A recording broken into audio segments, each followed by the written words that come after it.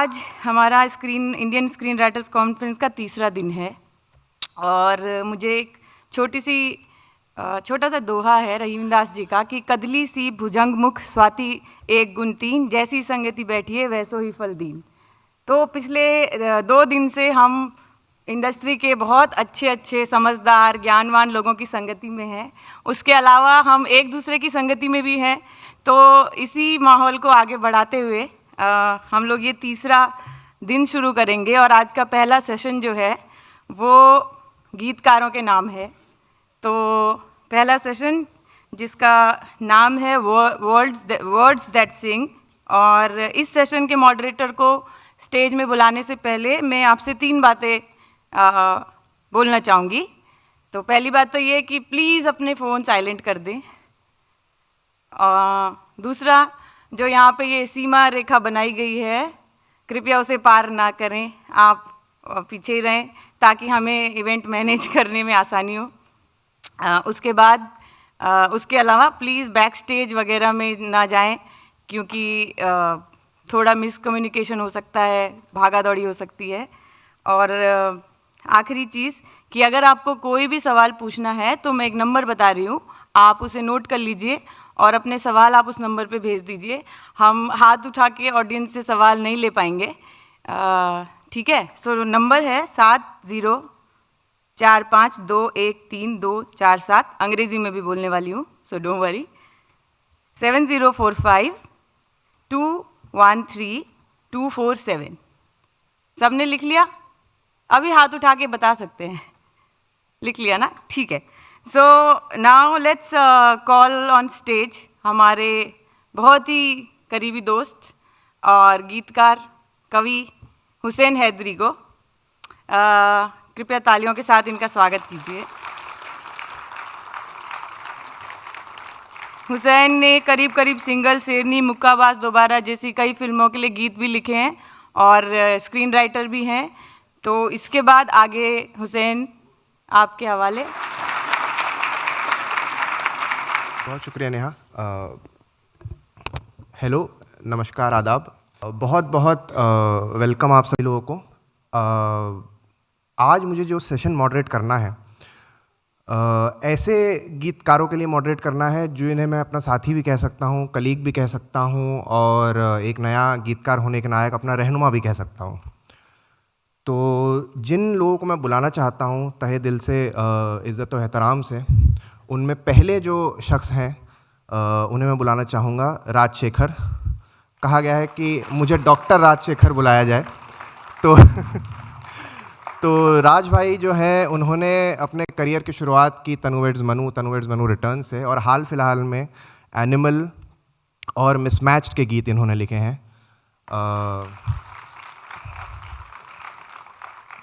दूसरे गीतकार जिनको मैं बुलाना चाहूँगा, दरअसल ये गीतकार जोड़ी है, सिद्धार्थ और गरिमा। इन्होंने अपनी करियर की शुरुआत की गोलियों की रासलीला, रामलीला, और हाल फिलहाल में इनकी जो फिल्में आई हैं वो हैं एनिमल, कबीर सिंह और कल्कि। जो तीसरे हमारे लिरिसिस्ट हैं जिन्हें मैं स्टेज पर बुलाना चाहूँगा वो है कुमार साहब। कुमार साहब ने तकरीबन 2 दशक पहले उनकी फिल्में आई, मुसाफिर, गोलमाल 2004-5-6 के दौरान, और हाल फिलहाल में उनकी जो फिल्में हैं वो है पठान, जवान, उलझ।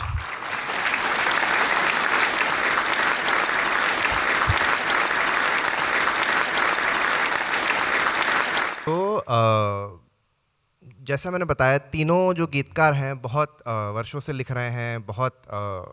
इन्हें मैं एक नए गीतकार के रूप में सीनियर कलीग भी कह सकता हूँ, रहनुमा भी कह सकता हूँ। लेकिन एक थोड़ा सा कॉन्टेक्स्ट मैं आप लोगों को इस सेशन का देना चाहूँगा ताकि हम वहाँ से बात आगे कर सकें।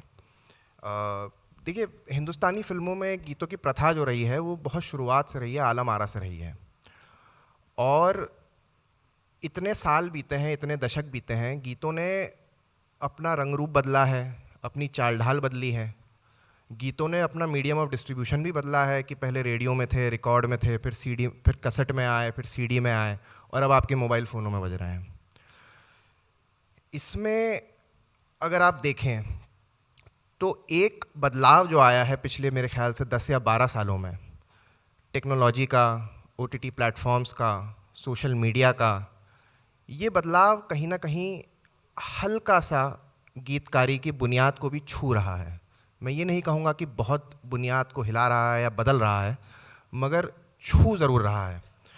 तो उसी जग बीती से मैं आप लोगों की जो इतना बड़ा करियर है उसकी आप बीती पर आता हूँ कि आप जब शुरुआती दौर में अपने गीत लिखा करते थे, जब आपकी पहली दूसरी फिल्म वगैरह थी, और उसके कंपैरिजन में जो आपकी आखिरी 2-3 फिल्में हैं, उसमें आप क्या फ़र्क देखते हैं? 2 नज़रिए से, एक क्रिएटिव पहलू से कि जब आप तब लिखते थे तो क्या क्रिएटिव आपके कंसर्न्स होते थे, क्या क्रिएटिव लिमिटेशंस या क्या क्रिएटिव एडवांटेजेस होते थे, और दूसरा इस दौर में क्या आपके एडवांटेज और लिमिटेशन है, और दूसरा नज़रिया जो है, पहला क्रिएटिव और दूसरा बाज़ारी नज़रिया, या यूँ कह लें डिस्ट्रीब्यूशन नज़रिया, उसकी सक्सेस या फेलियर का नज़रिया, कि वो किस तरह बदला है, उसके मापदंड, उसके समीकरण किस तरह बदले हैं तब में और अब में। और तफसील से जवाब दे, 3-4-5 मिनट लें, दोनों अपने करियर की शुरुआत, करियर के एंड।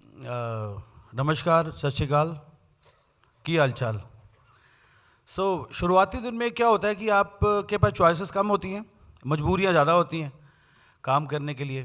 तो जो अब जैसे मैं पंजाब से नया आया था, तो शुरू में लगता है कि आप ही हो लिरिसिस्ट, कोई दूसरा नहीं हो सकता। शुरू में एक अहम रहता है, इनोसेंट से अहम रहता है आपके अंदर। तो कुछ गीत आप सफ़र में अपने साथ लेकर आते हो, और जैसे ज़िंदगी में कभी कोई आया ना रहा, वो 4 ने पंजाब से लेके आया था, शायद वो 4 लोगों ने ज़िंदगी बना दी मेरी। मुझे लगता है वो एक एंट्री थी फिल्म इंडस्ट्री में मेरी। उस वक्त जैसे विशाल शेखर सर, अगर ऐसे कंपोज़र मुझे नहीं मिलते, शायद मैं इधर बैठा नहीं होता। मेरी सोच तबला ढोलक तक सीमित थी। प्रीतम दा, इन लोगों ने मतलब थोड़ा लूप पे लिखाए गाने, थोड़ा वेस्टर्न ट्यून्स मिली, तो सोच बदली है कंपोजर्स ने हमारी भी। तो अब जब लिखते हैं, पहले था I want to write a song, ना I have to write a song. पहले वांट में फिक्र नहीं होती थी, एक बस बेफिक्री सी थी। अब आई हैव टू में जिम्मेवारियां भी हैं बहुत सारी, उसको लेकर हम गीत लिखते हैं। इस वक्त जो भी गीत लिखते हैं उसमें अभी एक एक्सपीरियंस रहता है, यार कुछ ऐसी चीज़ ना लिखें जो समाज के खिलाफ हो या किसी व्यक्ति के खिलाफ हो, और दिल छूने वाली बात हो, लोगों से कनेक्टेड बात हो। और हम जब भी लिखते हूँ, पर्सनली मुझे लगता है आपके आंसू हैं, आपके जज्बात हैं, आपकी ख्वाहिशें हैं, आपकी धूप है, आपकी बारिशें। जब जब खुद का लिखना चाहा ना, वो बिका नहीं कभी भी, इसलिए मैंने कभी लिखा ही नहीं। Thank you. बहुत बढ़िया। कुमार जी हमेशा की तरह बहुत प्यारा बोलते हैं, बहुत प्यारा लिखते हैं। Thank you Hussain. इतना बहुत अच्छा लग रहा है आज सुबह सुबह यहाँ पे आके आप लोगों के साथ चर्चा करने। पहली बार सूरज बहुत दिनों बाद देखा है। जी बिल्कुल। तो गीतकार का ऐसा होता है कि गीतकार अपने दिल से लिखता है। हम सब गीतकार यहाँ पे एग्री करेंगे कि गाना हमेशा दिल से आता है। उसके जो मार्केट के क्या इम्प्लिकेशंस होने वाले हैं, हाँ, ये जिम्मेदारी बहुत बड़ी है, क्योंकि फिल्में अक्सर गानों की वजह से भी चल जाती हैं, तो हम समझते हैं ये जिम्मेदारी बहुत बड़ी है। लेकिन पहले के टाइम में, जैसा आपने कहा कि बहुत बड़ा करियर, मैं कहूँगी कुछ ही साल हुए हैं, और पहली फिल्म में हम लोगों को एक पूरी एल्बम करने को मिली। तो ये फ़र्क अब आ गया है कि हम एज लिरिसिस्ट आज की डेट में ये नहीं कह सकते कि हमें पूरी एल्बम करनी है। वो दौर मुझे बड़ा अच्छा लगता था जब एक लिरिसिस्ट को पूरी एल्बम करने के लिए 1 लिरिसिस्ट 1 एल्बम की जाती थी। अब ऐसा हो गया कि मल्टीपल लिरिसिस्ट, वो भी अच्छा है, पर एक ही गीत में आपको अपना पूरा जोर लगा देना है वाली बात होती है। अक्सर हम लोगों को ब्रीफ ये दिया जाता है कि right a hit song. What is a hit song? A song that comes from your heart is a song, and something that plays to the situation. तो मुझे लगता है कि बदलते दौर के साथ में जो एक चीज़ मैं अपने और सिद्धार्थ के लिए कह सकती हूँ, हम लोग स्क्रीन प्ले के साथ जुड़े हुए गाने लिखना चाहते हैं, और वो ऑटोमेटिकली ऑडियंस की सिचुएशन में समा जाती है बात। तो मुझे लगता है कि मेरी अंडरस्टैंडिंग मार्केट की और गीतों की रहेगी हमेशा। Thank you Hussain for calling us here, and अच्छा लगा। लाइक जैसे बोला, सबने बोला कि सुबह अच्छी लगी, तो सुबह तो अच्छी होती है। विटामिन डी शायद थोड़ा आज बढ़ जाएगा। तो इसमें बात ये है कि जब हम शुरू में लिख रहे थे रामलीला, तब तक सोशल मीडिया का इंटरवेंशन नहीं हुआ था। हमें पता नहीं होता था कि गाना हिट कैसे हो रहा है। जैसे आज तो आप देख लेते हो स्पॉटिफाई पे जाके कि इतने प्लेज हो गए, यूट्यूब पे इतने व्यूज़ आ गए। तो जब हमने रामलीला के गाने लिखे थे, जो हमारे पहली फिल्म थी, तो उसमें आपका कोई तकाजा नहीं होता था। आज जब नवरात्रि होती है और नगाड़ा संग ढोल वहाँ बज रहा होता है, तो हमें पता है अच्छा ये गाना चला था, अच्छा इसकी इतनी रॉयल्टी आ रही है, मतलब ये गाना चला था। तो ऐसा ये मापदंड थे पहले। और अब तो लाइक जैसे गरिमा ने कहा कि एक गाना, सब कुछ बहुत शॉर्ट होता जा रहा है, गानों की लेंथ कम हो गई है। खैर हम काफ़ी लकी रहे इस मामले में कि सतरंगा जो एनिमल में था वो 5.5-6 मिनट का गाना था और वो फिर भी चला। और तो ये बहुत ज़्यादा फ़र्क आजकल हो गया है कि लेंथ ऑफ द सॉन्ग कम कर दें। और ये ज़्यादा आई थिंक पहले से आज के बीच में जो बदला है वो ये है कि कौन किस स्टार के ऊपर आपका गाना जा रहा है, उसके हिसाब से उसको व्यूज़ मिलेंगे, उसके हिसाब से उसको प्लेज मिलेंगे। तो आप अगर कहीं छोटी फिल्म में कोई गाना करना चाहेंगे और वो नहीं चलने के ज़्यादा चांसेस होते हैं। तो ये तकाजा बिल्कुल ही बदलता सा जा रहा है। और मतलब ऑब्वियसली म्यूजिक डायरेक्टर का भी यही होता है कि मेरा गाना ना किसी बड़े स्टार के ऊपर चला जाए, अगर छोटा है तो यार चला ऐसे ही कुछ बना के दे देते हैं। ये बहुत बदल गया है पिछले, वो दिल से होने वाला काम अब नहीं हो रहा है। तो हाँ ठीक है, मतलब करने को तो जो कर रहा है वो, हम तो गाना तो दिल से ही लिखते हैं, कलम तो जरिया है, तो वो ऑफ कोर्स हर गाना दिल से निकला होता है, तो दैट्स हाउ इट इज। एक तो जो बेसिक सबसे ज़्यादा मुझे जो चेंज दिख रहा है, जिस समय में मैंने शुरू किया था 2011 में तनुवेट्स बनवाई थी, मुझे याद है कि 1 फरवरी को गाना रिलीज़ होने वाला था और 31 जनवरी को मेरे एक दोस्त ने दिल्ली से कहा कि बहुत अच्छा गाना लिखा है तुम। हमने तुम्हें कैसे पता? बोला songs.pk। तो एक दुनिया थी songs.pk वाली, जो कि अब नहीं है। तो ये इसलिए मैं बोल रहा हूँ कि कई बार उस ज़माने में हमें पता नहीं चलता था कि एक ट्रांसपेरेंसी नहीं थी। गाने आ जाते थे, चले हैं नहीं चले हैं इसका कुछ पता नहीं होता था। आज मैं अपने फ़ोन पे देख सकता हूँ कि पुणे में मेरा गाना कितना सुना जा रहा है, कोची में कितना सुना जा रहा है, पटना में कितना सुना जा रहा है। ये एक बहुत एक तब्दीली एक इस तरीके से आई है कि टेक्नोलॉजी ने आपको कई सारी चीज़ें ट्रांसपेरेंट की है आपके लिए, कि आपको पता है कि हाँ इतनी स्ट्रीमिंग हुई है। जहाँ तक क्रिएटिव प्रोसेस की बात है, मैं उससे बहुत पहले के एक सवाल पे जाऊँगा कि डू वी नीड सॉन्ग्स? क्योंकि हमें बार बार इस बात का खुद को जवाब देना पड़ता है कि यस वी नीड। क्योंकि ये आपको बहुत बार ये सुनने को मिलता है, ख़ास तौर पे OTT वाली दुनिया से, कि यार गाने की ज़रूरत है क्या? दरअसल एक तरीके से नहीं, आपको कई तरीके से ज़रूरत है कहानी को आगे बढ़ाने के लिए। और जो मतलब क्रिएटिव ज़रूरत है वो तो है ही, कि आप डेप्थ में जाना चाहते हैं किसी किरदार के, बहुत सारी चीज़ें आप लंबे सीन्स में और लंबे डायलॉग्स में नहीं कहना चाहते, और आप गाना आपके लिए एक बहुत आसान सा टूल होता है उस एक 5 साल या 3 महीने की बात को एक 3 मिनट में कह देने के लिए। बट इसके अलावा अक्सर OTT के जो लोग हैं उनसे ये सुनने को मिलता है कि यार जहाँ पे गाना आता है वहाँ पे हमने देखा है कि ड्रॉप हो जाता है हमारा व्यूअरशिप। और ऐसा नहीं, वो सच ही बोल रहे होंगे, बट हमें ये सोचने की ज़रूरत है कि ऐसा क्यों हो रहा है। और मुझे लगता है कि इसका एक कारण जो मैं सोच पा रहा हूँ कि एक दूरी जो है स्क्रीन राइटर और लिरिसिस्ट के बीच में। ट्यून्स हमें कई बार व्हाट्सएप पे मिलती है, हम साथ में बैठते नहीं। मुझे कई सारे अपनी फिल्मों के राइटर से मैं फिल्म मेकिंग के दौरान नहीं मिला हूँ। बाद में पता चलता है किसी पार्टी में, अरे मैंने उसका स्क्रीन पे लिखा है, अरे मैंने लिरिक्स लिखा है। तो ये जो एक दूरी है जिसमें कि साथ बैठ के हम सोचे कि यार यहाँ पे ये गाना अच्छा हो सकता है, नहीं हो सकता है, या ये सिचुएशन आप इसके लिए डायलॉग ना यूज़ करें, मुझे लिखने दे कुछ। ये थोड़ी सी दूरी अभी लगती है मुझे। इन्हीं की बात मैं इसमें कुछ ऐड करना चाहूँगा कि जो इन्होंने बोला ना कि जो OTT वाले बोलते हैं राजशेखर, कि गाना जब आता है तो ड्रॉप आता है, तो शायद उनको किसी को बताना चाहिए कि वो गाना पहले रिलीज़ कर चुके हैं और वो YouTube पे पब्लिक देख चुकी है। क्योंकि गाना आपका प्रमोशनल व्हीकल है, आपने उसको देख लिया है। तो जब OTT, जैसे मैं मिसमैच का एक किस्सा लेता हूँ, जब मेरा फेवरेट गाना है इश्क है, हाँ। वो मैं सुनता रहता हूँ जब चाहे। अब मैं इतनी बार देख चुका हूँ, जब वो सीन में आया मैं वॉशरूम गया, वो ड्रॉप आया या नहीं मैंने चेंज नहीं किया, मैं वॉशरूम गया, क्योंकि मैंने देखा हुआ है वो गाना 10 बार पहले। तो ये बहुत ही ज़्यादा इंपॉर्टेंट बात है कि आप वो देख चुके हो ना यार, तो आप उठोगे, इधर उधर जाओगे। फिल्मों में यही होता है एक्चुअली। पहले कहते हैं कि any song should not be a लू ब्रेक। वो लू ब्रेक इसलिए क्योंकि यूट्यूब पे तो पहले देख चुके हैं, गाना रिलीज होने से पहले, फिल्म का ट्रेलर आने से पहले, ट्रेलर के बाद आप पहले तो गाना रिलीज कैसेट में सुन चुके हैं, टीवी में देख चुके हैं। मुझे लगता है फिर हमें डिसाइड करना है कि हमने लिखना है कि नहीं लिखना है इस पे, ठीक है ना। ऑफ कोर्स अगर हमें इतनी फिक्र है गीत की तो मुझे लगता है हमें डिसाइड करना है कि हमें ये चीज़ें चाहिए, हमें अपनी शर्तें रखनी पड़ेंगी गाना होने से पहले कि भाई साहब आप ड्यूरेशन इतना ही गाना होना चाहिए, फिर हमारे रख लेंगे।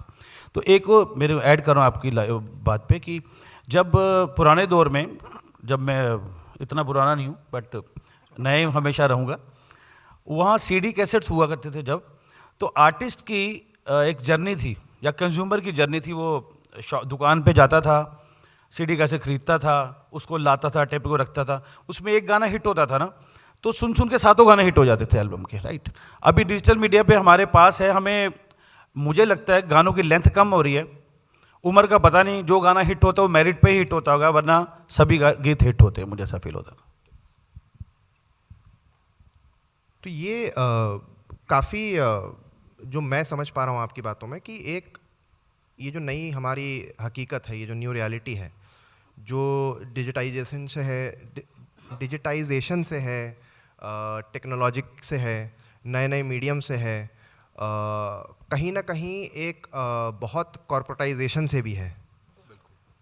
तो इससे कुछ एडवांटेजेस भी हैं, जैसे कि आपने कहा कि डेटा में आप ये भी देख सकते हैं कि लुधियाना में और लंदन में कौन आपके गाने सुन रहा है, और एक तरफ आपको वो कमियां भी बहुत पॉइंटेड वे में बता सकता है कि OTT में यहाँ ड्रॉप हो रहा है और वो आपके अगेंस्ट यूज़ कर सकता है।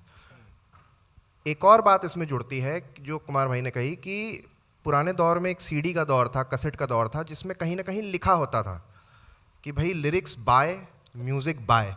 मैं अगर नहीं भी जानना चाहूँ या मुझे नहीं भी पता हो कल्चर आर्टिस्ट का, तो मुझे वो साफ साफ बताएगा कि इस गाने के ऑथर क्रिएटर कौन है। ये सहूलत शायद टेक्नोलॉजी में आज है या नहीं है हमें मालूम नहीं, मगर मैं जो अगला सवाल है वो यही है कि जिस तरह ये बदली है ये हकीकत हमारी पिछले 10-12 सालों में, तो क्या किस तरह की आप दिक्कतें देख रहे हैं जो नई हैं, किस तरह की सहूलतें देख रहे हैं, और किस तरह की पुरानी दिक्कतें हैं जो नए रूप में सामने आ गई हैं?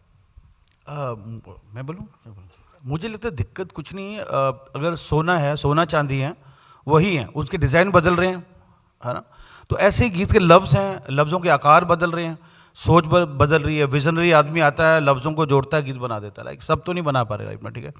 टेक्नोलॉजी कहीं ना कहीं हम जो इस्टेब्लिश लोग हैं उनके लिए मे भी थोड़ा बुरा लगे, लेकिन जो नए लोग आ रहे हैं उनके लिए बहुत खूबसूरत चीज़ भी हो सकती है। उनके लिए प्लेटफॉर्म बहुत ज़्यादा है। मुझे जो पर्सनली लगता है इस प्लेटफॉर्म पे, जब डिजिटल मीडिया पे बहुत सारे प्लेटफॉर्म जहाँ पे आप सिंगर रिलीज़ कर सकते हो, जो नए आर्टिस्ट आ रहे हैं उनका कलाकार बनने से ज़्यादा हिट होने की तरफ ज़्यादा ध्यान है, क्योंकि फ्लुक में बहुत सारे गीत हिट होते हैं इंस्टाग्राम पे, उनको लगता है हमारा भी हिट हो जाएगा, तो वहाँ मेहनत कम है मुझे लगता है, और वो अप्रोच उस तरफ ज़्यादा है हिटिज़म की तरफ कि यार यूट्यूब पे गाना ले के हमारा भी हिट हो जाएगा। ये थोड़ा सा मुझे काफ़ी टाइम से मैं देख रहा हूँ नई जनरेशन में आया हुआ। राइट सर, एक बड़ी इंपॉर्टेंट लाइन, एक बड़ी इंपॉर्टेंट शब्द है हम गीतकारों की ज़िंदगी में, वो है हुक। तो हुक ऐसा क्रैक करिए। ये जो नव छेड़ी ना आपने, ओहो, पूरी इंडस्ट्री हुक लाइन की तलाश में रहती है। अगर हुक नहीं है ना, हम कितना भी अच्छा लिख लेगा। लेकिन एक और बात मारूंगा, इन्होंने जो गाना लिखा है सतरंगा, उनके लिए प्लीज एक तालियां मार दीजिए इस साल का।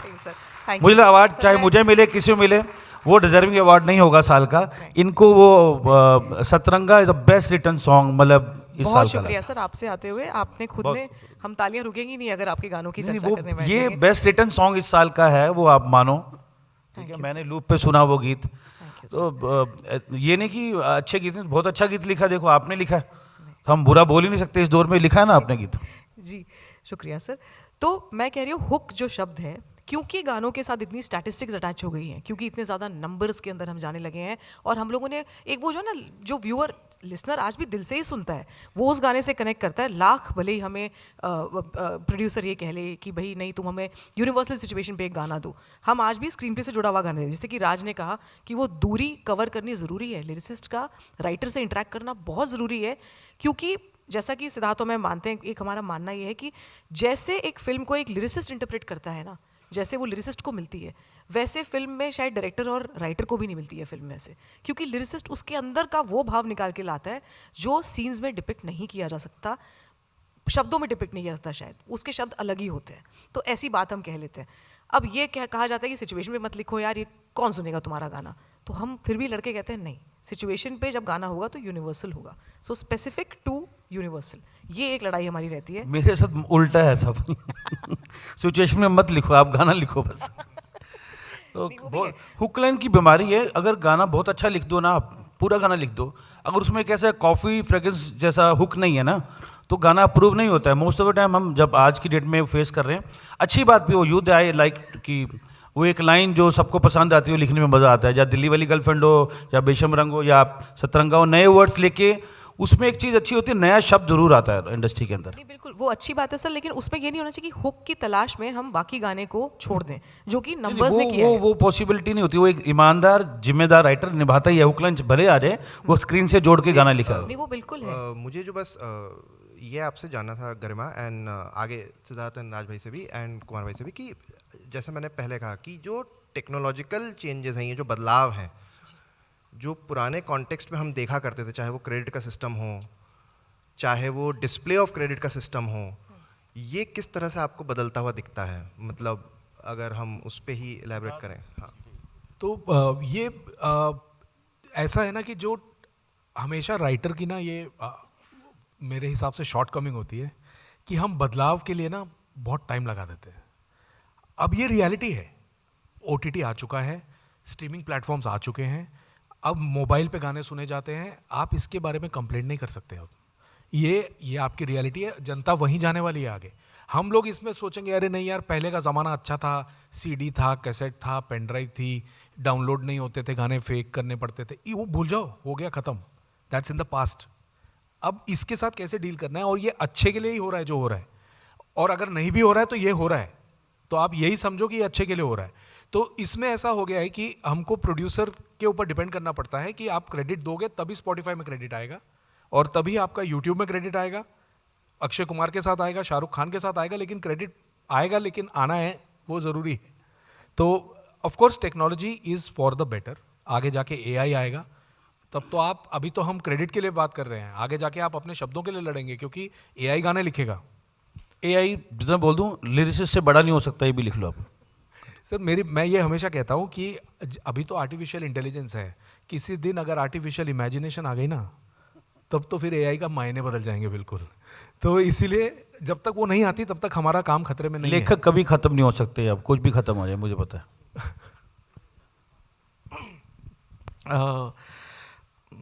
मुझे लगता है कि जैसा मैंने पहले भी कहा कि न्यू टेक्नोलॉजी ने हमें इनेबल किया है, बीच की बहुत सारी चीज़ें जो हम तक नहीं पहुंचती थी वो हम तक, जैसे मुझे लगता था कि मेरे गाने, मुझे कुछ अपने अंदर तब्दीली करनी चाहिए कि एक यंग जनरेशन को मेरे गाने पसंद आए, क्योंकि मैं हमेशा इस एक खुशफहमी गलतफहमी पता नहीं क्या, पर इसमें था कि मेरे गाने यूजुअली 35+, 40 इसके ऊपर के लोग ज़्यादा सुनते हैं। आज मेरा एप्पल और स्पॉटिफाई जो मुझे बता रहा है कि 90%, और मैं 90% एक ख्याली नंबर नहीं दे रहा हूँ, एकदम फैक्ट बता रहा हूँ, 90%, 92% इनफैक्ट बिलो 35 की मेरी ऑडियंस है। ये एक जिस तरीके से ये मुझे इनेबल कर रहा है वो पहले कभी नहीं था। बट साथ में एक और बात जो है, जो क्रेडिट की बात है, ये सारा तभी है जबकि मेरे पास क्रेडिट है। ये मैं तभी देख सकता हूं जबकि मेरे पास उस गाने का प्राइमरी आर्टिस्ट का क्रेडिट है। अगर मुझे उस प्राइमरी आर्टिस्ट के क्रेडिट से दूर रखा जाएगा तो ये सारी इंफॉर्मेशन है पर मेरे लिए नहीं है, और ये इंफॉर्मेशन जो है मुझे एक तरह का एक निगोशिएशन में, और वो दोनों तरह के निगोशिएशन में, फाइनेंशियल निगोशिएशन कि बॉस मेरे गाने इतने लोग सुन रहे हैं और वही जनरेशन जिसका आप ठेका ले रहे हैं वही सुन रही है, एक। दूसरा, मैं ख़ास तरह के गाने लिखता हूँ। मैं कह सकता हूँ कि यार ये देखो, मैं तुम्हारे तय किए हुए पैमानों पे नहीं लिख रहा हूँ, फिर भी मेरे गाने ये लोग सुन रहे हैं। तो दोनों, मैं अपने शब्दों के लिए भी निगोशिएट कर सकता हूँ कि आप अगर कहें कि यार ये शब्द ना उर्दू है, ये न मत डालो, या ये ब्रजभाषा का है या अवधी का है, ये मत डालो, ये नहीं चलेंगे। मैं कहता हूँ कि नहीं, ये देखो, ये डेटा बता रहा है मुझे कि ये चल रहा है। और जैसा अभी गरिमा ने कहा कि सतरंगा एक लंबा गाना होने के बावजूद, ये मैं इसलिए कह रहा हूँ कि जो हमारे दोस्त यहाँ पे हैं, एक कुछ पैमाने हैं कि आपका गाना 3 मिनट 20 सेकंड के अंदर होना चाहिए। ये पूरा मामला तब शुरू हुआ जबकि एफएम बढ़ रहा था।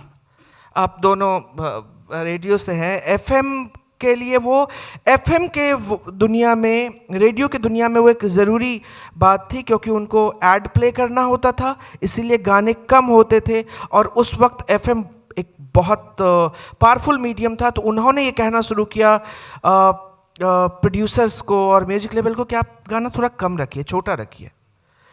धीरे धीरे ये हम बिना सोचे कि ये क्यों हो रहा है, आगे अब वो ज़माना चला गया। अब सबके पास ज़्यादातर लोग फ़ोन पे सुनते हैं, फिर भी हम वो कंटिन्यू कर रहे हैं। पर सतरंगा जैसे गाने, या इश्क है, या मेरा एक गाना था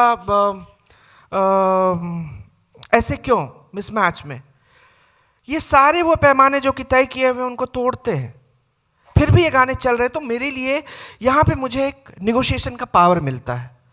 तो टेक्नोलॉजी इस तरीके से मेरे लिए एक बेहतरी में भी, एक न्यू राइटर के लिए, एक रिलेटिवली न्यू राइटर के लिए एक बेहतरी में भी काम कर रहा है। नहीं, तो ये राज भाई ने एक बात कही, एक शब्द का इस्तेमाल किया, प्राइमरी आर्टिस्ट। मैं आप सबकी जानकारी के लिए बताना चाहूँगा, होता क्या है कि ये नए स्ट्रीमिंग प्लेटफॉर्म्स में अगर आपको प्रॉपर क्रेडिटिंग करनी है, जिससे आपके गानों में प्रॉपर डिस्प्ले हो हमारा नाम, उसमें मेटा डेटा में एंटर किया जाता है प्राइमरी आर्टिस्ट। तो अक्सर प्राइमरी आर्टिस्ट सिंगर और म्यूज़िक कंपोज़र को मिलता है, और लिरिसिस्ट का नाम अक्सर प्राइमरी आर्टिस्ट से गायब होता है। उसके कई कारण हैं, लेकिन चूंकि कई बार बातें हो रही हैं कि डेटा पर बहुत सारी बातें हो रही हैं, और तो उससे मेरा एक सवाल ये है कि कितना सही है ये डेटा? आपको कितना लगता है कि अगर आप कह रहे हैं कि हम मानते हैं कि हमें अब अपने दर्शकों की जानकारी हो रही है, अपने श्रोताओं की जानकारी हो रही है कि मुझे कोई जबलपुर में सुन रहा है, मुझे कोई न्यू जर्सी में सुन रहा है, लेकिन आप कितने आश्वस्त हैं कि ये 100% सही डेटा है? आपके तमाम गाने, आप चाहे 2004 से ले लें, आप 2011-12 से ले लें, आपके तमाम गाने जो हैं इस कोट अनकोट डेटा में शामिल हैं, और जिस तरह आपकी नेगोशिएशन पावर को एम्पावर कर रहा है, क्या वो 100% फोर्स से एम्पावर कर पा रहा है या नहीं कर पा रहा है आज भी? ये टेक्निकली तो मैं वीक हूँ, बंदा ठीक हूँ, इसमें मैं जाता नहीं ज़्यादा। जब आप किसी फंक्शन में जाते हैं या क्लब में जाते हैं, वहाँ से असली पता लगता है आपके गाने बज रहे हैं कि नहीं बज रहे हैं। जैसे मेरा एक गीत है, 2000 में मैंने एक गीत लिखा था, इंडिया का सबसे बड़ा गीत वो हुआ। उस वक्त मुझे नहीं मालूम था इतना बड़ा। तारे गिन गिन याद च तेरी मैं जागा राता नू, रोक ना पावा अखियां विचों गम दियां बरसाता नू, हो सुना ही होगा सबने। वो गीत सैड लिखा था, इतना बड़ा हिट हो गया। तो उसको यूट्यूब का पैमाना हिट नहीं कर रहा है, या डिजिटल मीडिया हिट नहीं कर रहा। जिसने हिट होना, हिट है वो लोगों तक पहुंचेगा, चाहे वो यूट्यूब पे रहे ना रहे, लोगों के कानों तक रहेगा, वो बजता है गाना। मुझे लगता है, मैं इसमें बिलीव करता हूँ। टेक्निक मुझे इतनी ज़्यादा समझ नहीं आती। मिलियंस में गाना मैंने कभी देखा नहीं अपना। लोग बोलते हैं मिलियंस में होगा, वो फ़ायदा प्रोड्यूसर डायरेक्टर को हो रहा है। जब उधर डायरेक्ट मुझे पैसा आने लगे, मैं उस पर भी तवज्जो देनी शुरू कर दूंगा ना, तो मेरे को उतना मैं ज़्यादा जाता नहीं उस मामले में। तो ये सारी बातें कनेक्ट होकर रॉयल्टी तक पहुँचती हैं। बता दूँ आपको, ये डाटा जो है, अभी बहुत अच्छा सिस्टम हुआ है कि रॉयल्टी जो एक चीज़ आ गई है लिरिसिस्ट कंपोज़र की लाइफ में, बहुत खूबसूरत है। इस्टेब्लिश लोगों के लिए भी, जो आने वाली जनरेशन के लिए भी, अगर आपके 2-3 गाने भी हिट होते तो एक अच्छी खासी अमाउंट आपको मिलती है 3 महीने के बाद, राइट। ये सब डाटा घूम के वहीं पे जा रहा है। बट टेक्निकली जहाँ पे मैं इसमें स्पॉटिफाई पे जाके मेरा इतना माइंड नहीं आता, मैं अपना माइंड गाने में लगा के रखता हूँ। बजेगा तो मेरा ही गाना, इसलिए उसमें ज़्यादा ध्यान देता हूँ। नहीं, अच्छी बात है सर। डेटा पे बहुत रिलाई तो नहीं करना चाहिए। मैं आपको एक चीज़ बताती हूँ हुसैन, मेरा एक्सपीरियंस क्या था।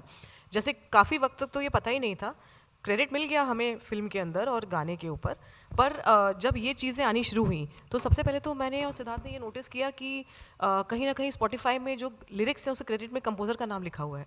तो हम बड़े हैरान हुए कि यार ये कैसे हो सकता है। तो पता लगा कि प्राइमरी आर्टिस्ट में वो अपने आप उनका कुछ डेटा है जो ऐसे ही एब्जॉर्ब करता है, जिसमें कि they have to credit the composer in the writing की राइटिंग ऑफ द सॉन्ग, क्योंकि शायद फॉरेन कंट्रीज़ में सॉन्ग राइटर के नाम से आप कंपोजर को भी क्रेडिट करते हैं, बट हमें वो चीज़ यहाँ फेयर नहीं लगती है। अभी भी यही चल रहा है कि you know along side that तो वो डेटा कहीं ना कहीं आप सही कह रहे हैं कि 100% एक्यूरेट नहीं है।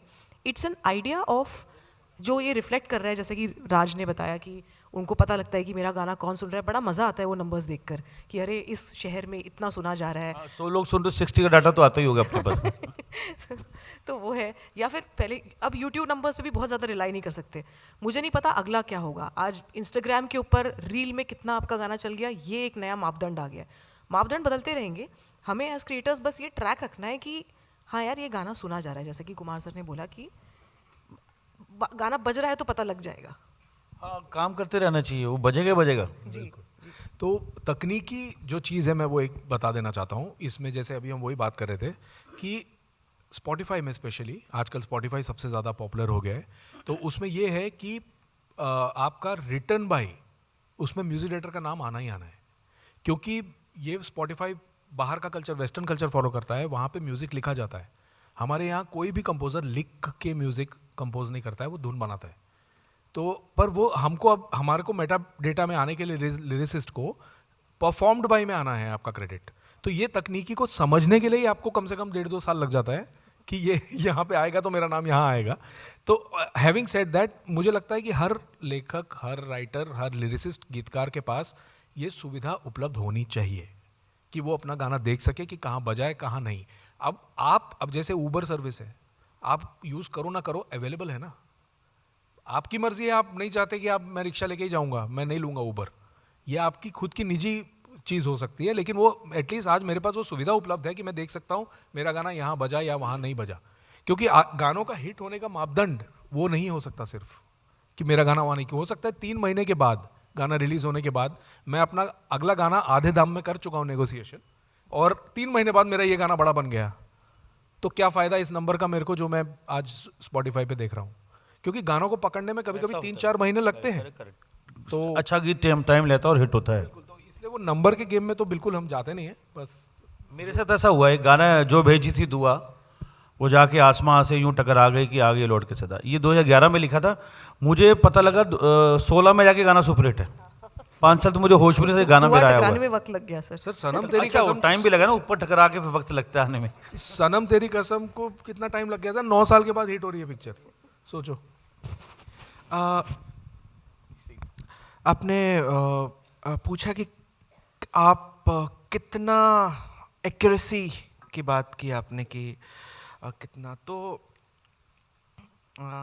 मैं अभी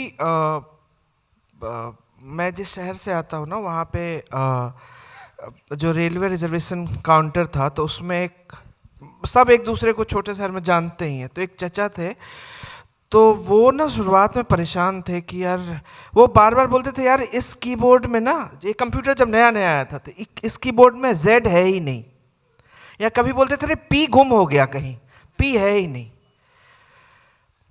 फिर धीरे धीरे समझ में आया कि नहीं, Z यहाँ पे है, P यहाँ पे है। तो मुझे लग रहा है कि हम उस वक्त में, इस दौर में चल रहे हैं जबकि हमें पता चल रहा है कि चीज़ें यहाँ पे हैं और यहाँ पे और यहाँ पे गायब नहीं होगी। बहुत सारा वो ट्रांजिशन का फेज चल रहा है अभी। मैं ये बेनिफिट ऑफ डाउट दे रहा हूँ जो वो लोग जो कि ये डेटा दिखाते हैं। मुझे लगता है कि करीबन 28-29 गानों में मेटा डेटा सही नहीं है, जिसमें गलत क्रेडिट है, नाम किसी और का है, कहीं पे मतलब वाइस वर्सा इसके कुछ और चीज़ें हैं। और मैंने इस बारे में कई बार पर्सनली भी उनसे बात की कि यार ये तो, और ख़ास करके साल के एंड में जो वो रैप्ड और बाकी चीज़ें निकालते हैं कि कौन सा गाना कितना बड़ा रहा, उसमें तो मैंने कहा कि यार मेरे 28-30 गाने हैं लगभग जिसमें कि नाम ही नहीं है मेरा। कुल कितने गानों में 28-30 गाने हैं? मुझे लगता है लगभग 100 के करीब गाने में 28-30 गाने में नाम नहीं है। तो ये तो मेरी बात हुई।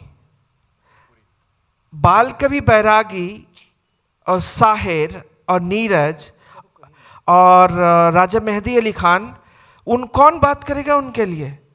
वो गाने जो कि हम मतलब जो कि हमारी मतलब एकदम सांसों में शामिल है, जो गाने उनका नाम नहीं है, कहीं भी नाम नहीं है। अब वो तो अब बोलेंगे नहीं कॉल करके कि स्पॉटिफाई को यार मेरा नाम नहीं है।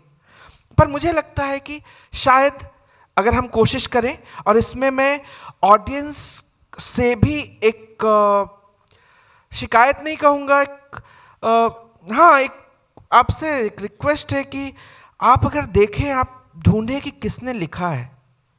एक बार इतनी मतलब बहुत मेहनत से हम लोग लिखते हैं, आपकी भी एक कोशिश ये हो कि यार किसने लिखा। खराब लिखा है तो बोलिए कि भाई तुमने अच्छा नहीं लिखा, पर जिन लोगों ने अच्छा लिखा कम से कम नाम जाने आप। पुराने समय में जैसा कि आपने कहा कि सीडी और कैसेट में नाम होता, और कई बार नाम होता था उसका, हर बार नाम, फोटो भी हुआ करती थी, फोटो भी हुआ करता था। तो अब वो नहीं है, तो अब आपका नाम और आपका डिजिटल फुटप्रिंट तो वहीं पे दिखेगा, और उसके लिए हमें लगातार सजग रहने की ज़रूरत है।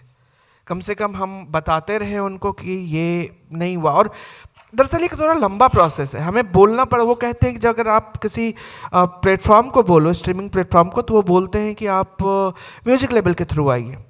थैंकफुली आज के दिन में एक बदलाव मैं पिछले 1-1.5 साल से जो देख रहा हूँ, कुछ म्यूजिक लेबल वो इस मामले में बहुत ट्रांसपेरेंट हो रहे हैं, वो देते हैं मेटा डेटा। पर बहुत सारे हैं जिनसे कि अभी भी बात कि भाई मैंने लिखा है, नाम दे दो यार। ये तो हाँ, ये तो एक ऐड करूँगा, ऑडियंस की भी थोड़ी सी गलती है। जब गाना रिलीज होता है यूट्यूब पे, तो वो अपने स्टार को ही देखना चाहती है, स्टार को ही सुनना चाहती है, स्टार के बारे में लिखना है। अब अपना गाना, चाहे हमारा नाम है आपका, अब नीचे कमेंट पढ़ेंगे, उसमें राइटर्स के नाम पब्लिक नहीं कभी जिक्र करती है। जिसको उसको सुनना है, जिसको उसको देखना है, उसको ही मेंशन करती जाती है। ये मैंने एक पर्सनली नोट किया। और ये भी आयरॉनिकल है कि गाना जब आप सर्च करते हैं तो गाने के नाम से सर्च करते हैं, जिस नाम में वो टाइटल लिखा होता है। गरिमा ने अभी कहा ये कही ये बात ग्रीन रूम में, जिसने वो गाने का नाम लिखा है उस यूट्यूब टाइटल में, उसका नाम या तो आखिरी में होता है या उससे कह दिया जाता है कि कैरेक्टर लिमिट समाप्त हो गई थी, इसलिए आपका नाम हमने छोड़ दिया। बहरहाल एक बड़ा सवाल मेरे ख्याल से जो राज भाई ने एक बात कही कि मतलब जो साहिर लुधियानवी या जो कवि बैरागी, इस तरह के जो गीतकार हैं, मतलब वो तो फ़ोन करके नहीं कह सकते, हालांकि वो कह देंगे स्पॉटिफाई को, तो उम्मीद है कि डर जाएं स्पॉटिफाई वाले। मगर हाँ, तो इससे आई थिंक एक बड़ा सवाल जो उपजता है वो ये है कि एक हिंदुस्तान में वही कि जो गीतों की प्रथा रही है, ये एक बहुत यूनिक कंपोनेंट है फिल्म्स का। तो एक हिस्टोरिकल इसका एक इम्पोर्टेंस है, और कहीं ना कहीं चूंकि इन गीतों का हिस्टोरिकल इम्पोर्टेंस है, मेरा मानना है कि इसकी कैटलॉगिंग का भी एक हिस्टोरिकल इम्पोर्टेंस होता है। अगर हम आज बैठ के बात कर सकते हैं कि साहिर के गाने ठीक से कैटलॉग्ड नहीं हैं, तो 15 साल बाद ये भी बात की जा सकती है कि राजशेखर, सिद्धार्थ, गरिमा और कुमार के गाने ठीक से कैटलॉग्ड नहीं हैं। कि हमारा क्या रह जाएगा जब हम खुदा न खास्ता आगे गीत नहीं लिखेंगे। तो इस बारे में आपको क्या लगता है? तो मैं कहना चाहूँगा इस मामले में कि जैसे कि टेस्ला का एग्जांपल देके मैं ये आपकी बात को कहना चाहूँगा। उन्होंने फटाक से लॉन्च कर दिया बाहर की कंट्रीज़ में, इंडिया में नहीं किया। क्यों नहीं किया? क्योंकि यहाँ गाय, कुत्ता कुछ भी आ रहा है सामने। यहाँ आप वो मापदंड से वो ऑटोमेटिक कार यहाँ लॉन्च नहीं कर सकते। उसके लिए आपको इंडिया के लिए डिवाइस करना पड़ेगा सिस्टम। इसी सेम तरीके से स्पॉटिफाई को इंडिया के लिए सिस्टम एक डिवाइस करना पड़ेगा। आप ये नहीं, क्योंकि वहाँ पे क्या होता है, बाहर के देशों में जो गायक होता है वही अपना गाना खुद लिखता है। यहाँ सॉन्ग राइटर अलग है, आपको उसको अलग से क्रेडिट देना, वो अलग इंसान है। तो ये उनको आदत है नहीं, वो वहाँ के मापदंड से सीधा यहाँ पे वो वहाँ जो सिस्टम है वो यहाँ लागू कर दिया। तो उनको यहाँ इंडिया के हिसाब से थोड़ा बहुत मॉडिफाई करना पड़ेगा अपने आप को, सो दैट ये प्रॉब्लम ना हो मेटा डेटा वाली। और उसके अलावा राइटर्स को भी थोड़ा सजग होना होगा। मतलब हमको भी वक्त लग गया ये जागरूकता लाने में कि, या खुद को ये कहने में कि भाई पता करो, म्यूजिक कंपनीज को फ़ोन करो, तुम्हारा क्रेडिट नहीं है।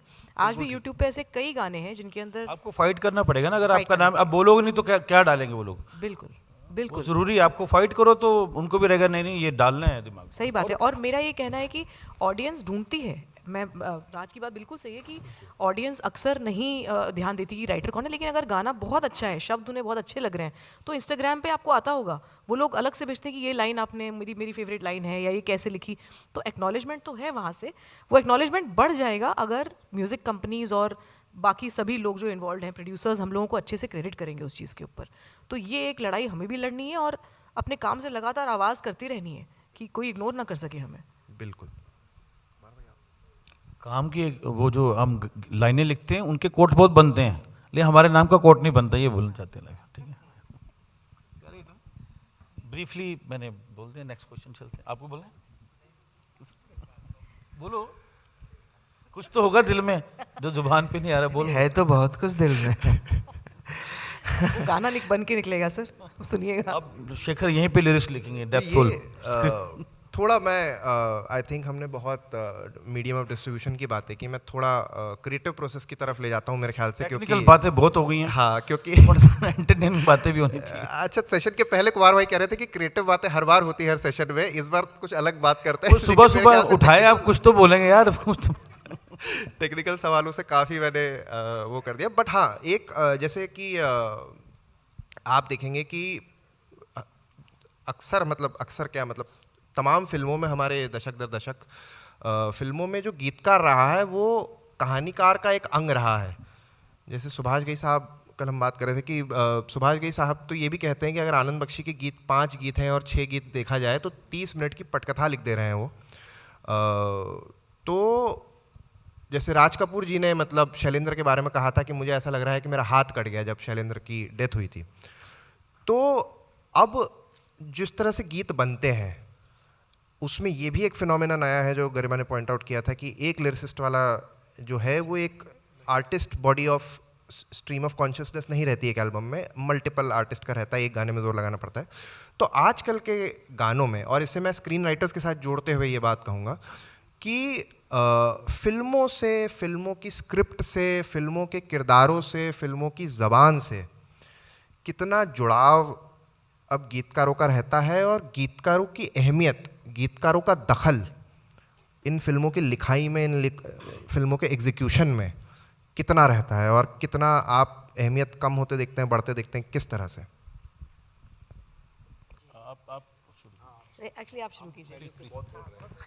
हम बहुत बोलते हैं, आप प्लीज बोलो।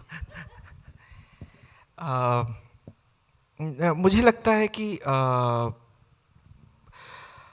मैं कोशिश करता हूँ कि हमेशा स्क्रीन प्ले पढूं, नोट्स बनाऊं, और उसके बाद मैं अक्सर पूछता हूँ अपने डायरेक्टर से कि यार लड़ने की कितनी गुंजाइश दोगे बीच में, क्योंकि कई बार जो हमारे पास स्क्रीन प्ले आता है उसमें लिखा रहता है PBS 1, PBS 2, PBS 3, PBS 5, जो भी, अक्सर वो वही बहुत ही मतलब लगता है कि यार थोड़ा और बेहतर सोच लेते इसके बारे में स्क्रीन प्ले लिखते हुए, क्यों उसी जगह पे हर बार उसी जगह पे गाना आना है। सही में लगता है कि यार ये ना कोई भी अब मतलब कोई भी बोल सकता है कि अच्छा अब अरे अभी तक नहीं आया PBS 1, अच्छा अगले पेज में आ जाएगा। तो मुझे लगता है कि कई बार मैं इस तरह की तब्दीली भी करता हूँ कि मैं कहता हूँ कि यार यहाँ नहीं यहाँ करते हैं, कुछ अलग लगेगा, कुछ आप एक बदलाव की तरफ इस तरीके से भी जाते हैं। मैं कोशिश करता हूँ कि अपने किरदारों की ज़बान, उसका जो जोग्राफिया है उसको रखूँ दिमाग में।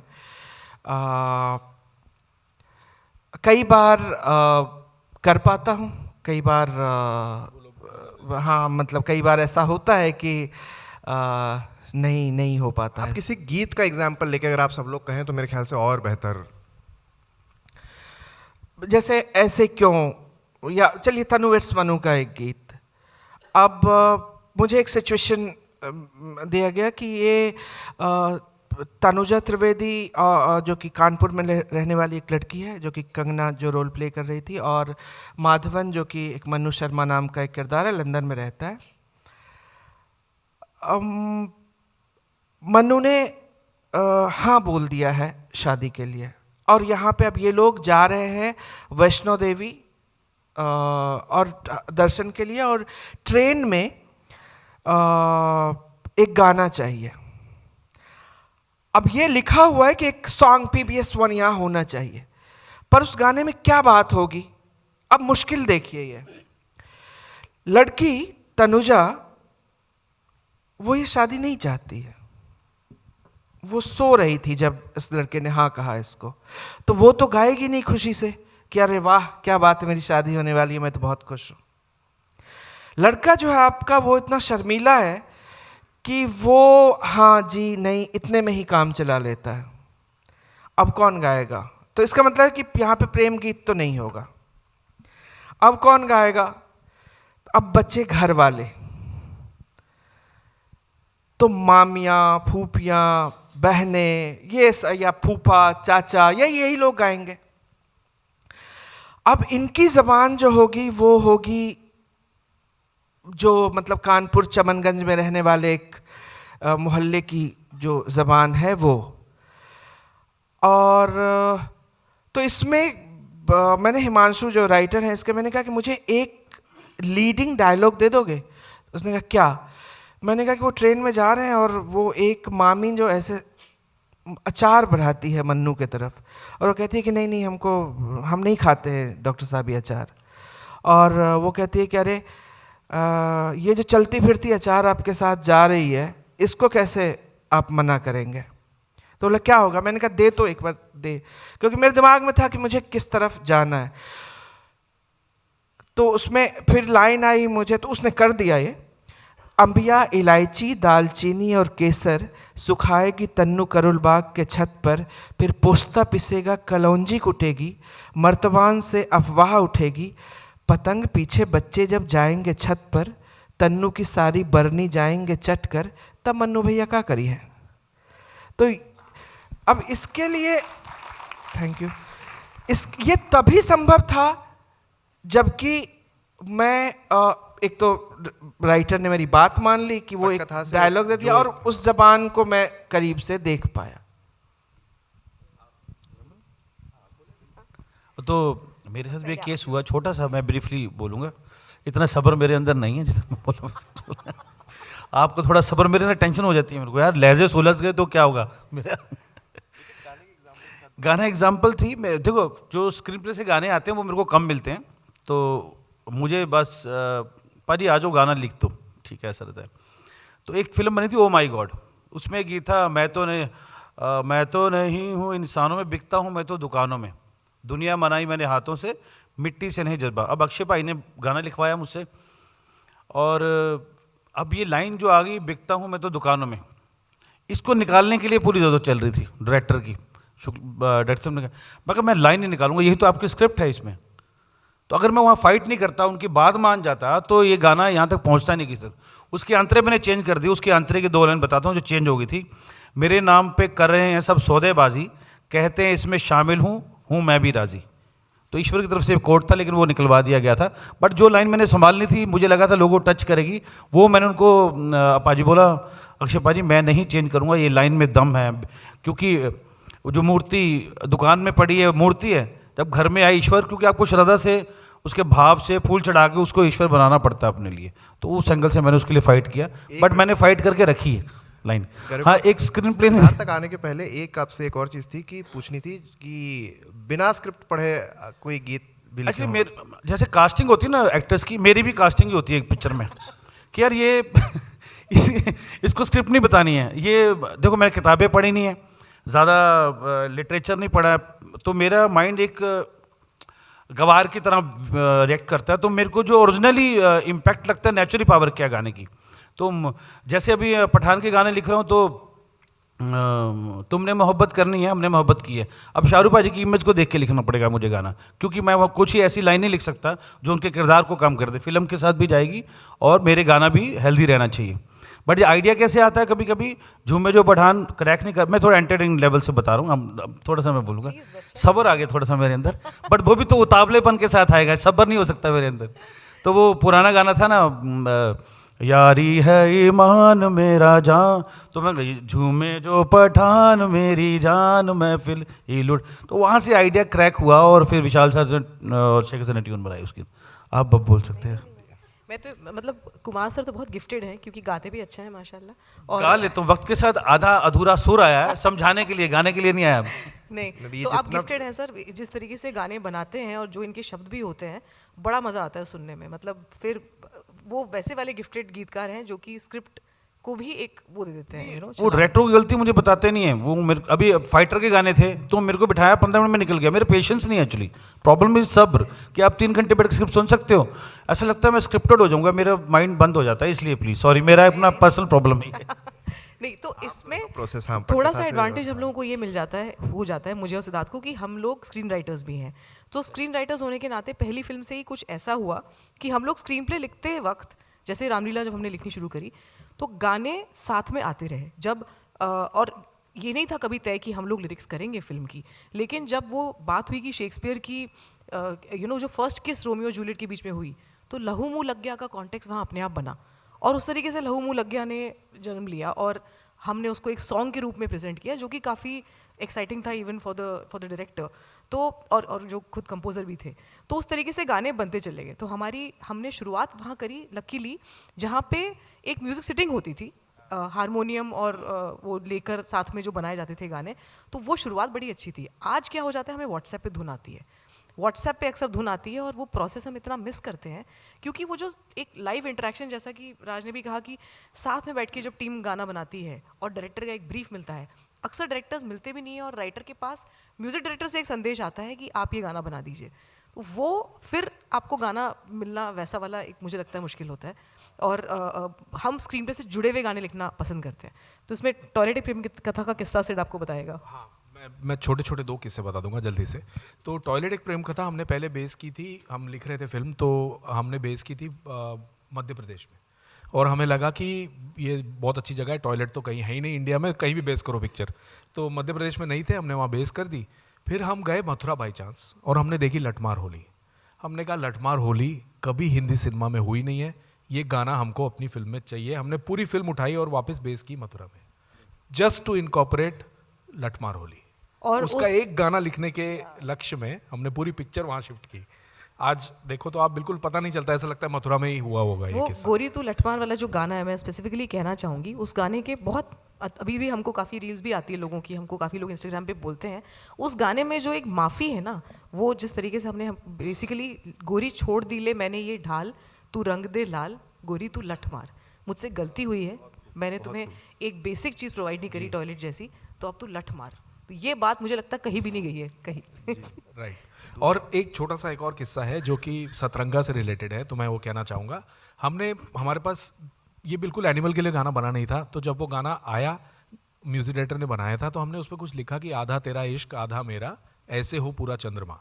अब जब बाई चांस संदीप ने ये गाना सुना, संदीप रेड्डी वांगा जी ने, तो उन्होंने बोला यार मेरी फिल्म में तो करवा चौथ है, तो ये बिल्कुल ही सिचुएशन पे जाता है। तो वहाँ से वो गाना फिल्म में आया। अब उसका जो अंतरा है, आप देखेंगे रणबीर कपूर का कैरेक्टर शायद बहुत कुछ गलत करता है फिल्म के अंदर, रणविजय का कैरेक्टर, पर वो कभी माफ़ी नहीं मांगता रश्मिका से। वो कहता है कि माथे से लगा लूँ हाथ, छू के मैं पैर तेरे।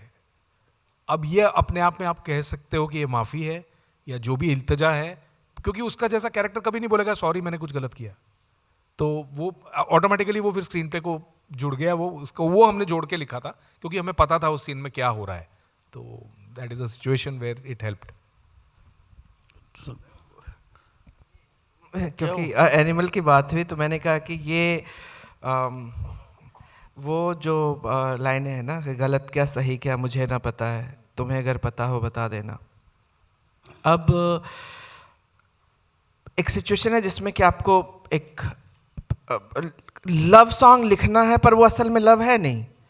वहाँ पे मतलब रणविजय प्यार में नहीं है जोया के साथ, और उसको बस एक अब दिक्कत ये है कि आपको अब कैसे कहोगे, तो इसलिए बहुत इस तरह की चीज़ की, और एक आंगस्टी एक वो, तो मुझे कहीं ना कहीं मुझे लगा कि इसको मैं जस्टिफाई कैसे करूं इस पूरे प्रकरण को। तो वो खुद ही कह रहा है कि गलत क्या सही क्या मुझे ना पता है, तुम्हें अगर पता हो बता देना, मैं अरसे से खुद से ज़रा लापता हूँ, तुम्हें अगर मिलूँ तो पता देना। आप ना ऐसे इंसान को माफ़ करने की तरफ जाते हो कि यार ये तो खुद ही कह रहा है यार मुझे नहीं पता है। तो वो कहीं ना कहीं वो किरदार से निकल के। और इसके ठीक अगर मैं उल्टा सवाल पूछूं कि हम लिख रहे हैं पटकथा को देख के, किरदारों को देख के, लेकिन कितने गानों में और किस तरह आप अगर उदाहरण के साथ बता सकें कि कभी कभी गानों में आप लिख भले किरदारों के लिए या फिल्मों के लिए सिचुएशन में लिख रहे हैं, लेकिन कैसे आप अपना मैं डाल देते हैं, अपना लहजा, अपना इख्तियार, अपनी पर्सनालिटी, अपने विचार। तो ये अगर आप एक उदाहरण देके बता सकें कि कैसे आपने अपने गाने में अपना मैं डाल दिया और वो आ भी गया, उसमें झलक भी गया। जब आप बहुत काम कर लेते हो, एक्सपीरियंस आया था आपके पास, ठीक है, और गीत लिखते लिखते आप जो जनता आपको बना देती है, कुमार या हम सबको, तो वो उसकी रिस्पॉन्सिबिलिटी आपके पास होती है। सिचुएशन कोई भी हो, आप लफ्ज़ तो वही रहने वाले हैं, लफ्ज़ों का साइज़ वही रहेगा हमेशा जो बचपन से पढ़ के आए हैं, पर बात बड़ी होगी हमेशा विजन के साथ आपके। तो वो कभी कभी आप उसमें ऐसी बात लिखना चाहते हैं जो लिखी नहीं गई है। राइटर हमेशा इस तलाश में रहता है, चाहे वो गाना पटकथा के साथ हो ना हो।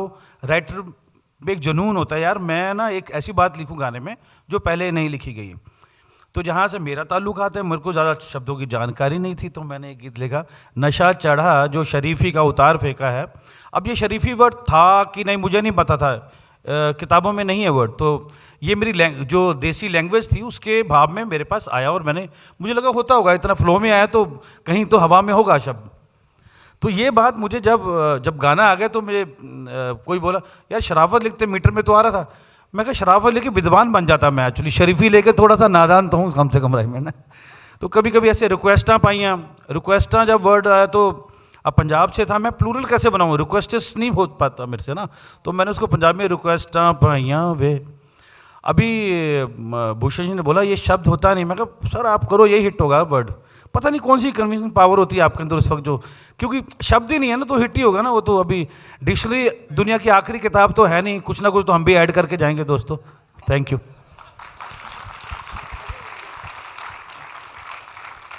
ये जुमला तो चुराना पड़ेगा कि एक और डिक्शनरी दुनिया की आखिरी किताब तो नहीं है, कुछ ना कुछ हम भी देखो ऐड कर ये रहे हैं। सीसीडी बरिस्टा ये कॉफ़ी शॉप नहीं होंगे ना, हम जैसा ढाबे वाला आदमी कभी हिट नहीं हो सकता है। तो मेरे जितने भी कंपोजर हैं, मैं कॉन्वेंट से हैं सब, मैं तुम सीसीडी बरिस्टा में ढाबा, जब हम मिलेंगे कोई चमत्कार मैजिक हो गया, क्योंकि माँ की लैब से निकलकर टॉप तक पहुँचे हैं, किसी लैपटॉप से निकले हुए नहीं हम। तो ये चीज़ बड़े अलग तरह से अप्लाई होती है, क्योंकि सिद्धार्थ और मैं जोड़ी पे लिखते हैं, तो अक्सर लोग पूछते हैं कि भाई दो पोएट्स की बनती कैसे है। तो सही बात है, मतलब बिना एक दूसरे को खून किए कैसे हम लोग लाइनों पे अग्री करते हैं, ये भी एक बात है। तो काफ़ी हद तक पर्सनालिटी आती है, क्योंकि मैं आती हूँ राजस्थान से, नॉर्थ से, मतलब मेरी मम्मी यूपी से हैं, तो वहाँ के जो शब्द हैं अक्सर गानों में आपको देखने को मिल जाएंगे। इवन अपनी फिल्मों के अंदर हम कई चीज़ें जो बचपन में देखी हैं वो उस तरह के किरदारों को लाने की कोशिश करते हैं। यू नो सिद्धार्थ जो है उसका तेलुगु का इन्फ्लुएंस भी है, क्योंकि वो हैदराबाद से है। तो अक्सर गाने के अंदर, गाने में तो सबसे ज़्यादा वो होता है, और बाकी जो इन्फ्लुएंसेस हैं जैसे कि फिराक गोरखपुरी को पढ़ा है, फैज़ को पढ़ा है, तो ये जो महान पोएट्स को पढ़ के और आपके साथ रह जाते हैं। अमीर खुसरो की तो बहुत, आप अक्सर हमारे गानों में देखेंगे कि आग के दरिए का जिक्र होता है। यू नो चांद तो माशाल्लाह गुलजार साहब का ही है, लेकिन हमने थोड़ा सा उधार ले रखा है उनसे। तो वैसे कुमार जी से मैं वो रखता हूँ इस मामले में, क्योंकि पर वो चाहे ना चाहे, उन्हें नहीं पता शायद ये बात, वो हर गाने में मैं तो डाल ही रहे हैं, वरना उनके गाने इतने बड़े हिट नहीं हो रहे होते। और दूसरी बात ये जो रिक्वेस्टां ये सब और कोई नहीं लिख रहा है, अगर वो आप लिख रहे हैं तो वो आपका मैं है जो आ रहा है सर। वो क्या है, वो सब सुलझे हुए हैं, मैं थोड़ा उलझ के रहना चाहता हूँ। लाइक मुझे लगा कि यार ये मॉडेस्ट हो रहे हैं, मुझे मॉडेस्ट नहीं, सच है ये नेचुरल है एक्चुअली, ये मैं डेलिबरेटली भी नहीं लिख रहा हूँ। अभी जैसे वो चलिया गीत आया तो उसमें एक वर्ड आया, दुनिया कहती इश्क भूल है बेफिजुल है, तो शाहरुख पाजी मुझे बोले कि बेफिजुल वर्ड नहीं होता। मैं पाजी लिखेंगे इस बात हो जाएगा, क्योंकि बचपन से यही सुना मैंने। कहते कैसे, मैं कहा फिजूल, मैंने बहुत इंटेलिजेंट लग रहा है, फिजूल में लगता है कोई विद्वान है, पढ़ा लिखा आदमी है, तो तू, मैं कहा मेरे को कुछ नहीं पता, बेफिजूल लगता है होगा कहीं हवा में, फिर मैंने उसको डाल दिया डेलिबरेटली। तो उस वक्त कभी कभी आपको ना कन्विक्शन आती है शब्द पे, यार ये जो मीटर में फिट है और साउंड भी बहुत अच्छा कर रहा है, और आप लिख डालो यार इसको, देखी जाएगी जो होगा। तो दुनिया गलतियां पकड़ती है आपकी तारीफ नहीं पकड़ती है। बहुत बार ऐसा हुआ जब ऐसी शब्द लिखे गए जो नहीं थे, उसके लिए फ़ोन किया, यार क्या लिख रहे हो, गलत लिख दिया। मैं कहा आपने पकड़ी गलती, बहुत अच्छा भी लिखा है, उसकी तारीफ कोई कर नहीं रहा मेरे को, तो मेरे को गलतियाँ अच्छी लगती है, मैं करता हूँ। वो गलतियाँ ही मेरी तारीफ है, शायद मुझे अच्छा लगता है। नहीं, ये एक राइटर की छाप होनी चाहिए अपने गाने पर, ये तो डेफिनेटली बिल्कुल, बात अब मैं बोला ना, जो मैं है अच्छी बात है, मैं हूँ और मेरे अंदर मैं ही नहीं है। वो लिखते वक्त वो नहीं आनी चाहिए, मैं आना चाहिए, मैं नहीं आनी चाहिए गाने के अंदर यार। अहम जो है वो तो खत्म ही कर देगा ना, रहम अच्छी बात होती है गानों में। हाँ, नहीं वो तो बिल्कुल सही बात है, लेकिन एक छाप, जैसे कि हमारे गानों में हम हिंदी का बहुत बहुत प्रयोग करते हैं, जैसे हिंदी शब्दों का बहुत प्रयोग करते हैं। रिसेंटली एक गाना आया हमारा, ऑफ कोर्स बड़े स्टार्स पे नहीं है, लेकिन बहुत सुंदर गाना है, बरगद। तो बरगद की तू छैया भीनी, डाल डाल तोरी बैया रे। तो ये जो बात है, ये फिल्म एमपी में बेस्ड है, तो एमपी की तरफ कैसी बोली बोली जाएगी उसको इमेजिन करके सिद्धार्थ में मैंने लिखा। और हम डालते हैं हिंदी के शब्द, शायद उर्दू और पंजाबी बहुत चलन में है, लेकिन हमें लगता है कि गाने हिंदी के साथ भी बहुत खूबसूरत लगते मैं हैं। ये नहीं बोल रहा पंजाबी, वो भी ठीक है। नहीं नहीं सर, आप तो देख, जहाँ से बंदा पढ़ लिख के आता है उस इन्वायरमेंट का असर होता है, ठीक है। मेरे पे पंजाब का असर है, तो जहाँ से आप है उसका असर होगा। जो आपकी लैंग्वेज है वो सुलझी हुई है, पढ़ी लिखी लैंग्वेज है। मेरे ताल्लुकात नहीं बैठे ऐसी लैंग्वेज से, मेरी गलती तो नहीं, शायद 4 किताबें पढ़ता तो और बेहतर लिखता, ऐसा मुझे हमेशा लगता रहा। किताबी आज भी नहीं हूँ मैं, हाँ मैं ज़रूरी हूँ कहीं ना कहीं, हर जगह लाजमी नहीं हूँ मैं, ऐसा। क्या बात। क्या बात, क्या बात, बहुत सुंदर। और शेखर प्लीज, मैं यार एक हम बहुत छोटी- बोलते हैं, मैंने बोला ना। एक बात के लिए मैं गरिमा सिद्धार्थ का शुक्रिया कर देता हूँ, मैं मध्य प्रदेश से हूँ, तो आपने टॉयलेट छीन लिया मध्य प्रदेश से, लेकिन कम से कम बरगद की बात कर दी। तो राज भाई, फिल्म है, आपका आप इस जरूर बारे में क्या देखिएगा। हम opinion? तीनों अपील करेंगे प्लीज।